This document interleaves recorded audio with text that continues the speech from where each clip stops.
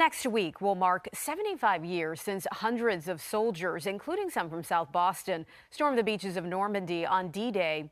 Now there's a new exhibit in South Boston to honor our local heroes. 10 News reporter Colter Anstadt met up with the son of a soldier to go through the exhibit.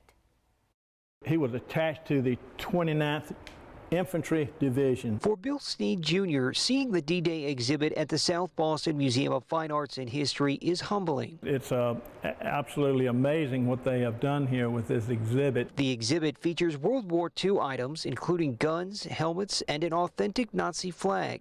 It's dedicated to the roughly 180 men of Company F from South Boston, one of the first 4 companies to storm Omaha Beach. Sneed's father was not part of the company, but was at the beach. One of his jobs there was to pick up the dead on Omaha Beach for about 3 days and help register all of them. Museum Director Jennifer Bryant says the exhibit has been about 2 years in the making and is part of the museum's effort to commemorate World War I and II. A lot of what we base this exhibit off of is the timeline, the progression. A plaque on a wall in the exhibit gallery lists the names of the members of Company F.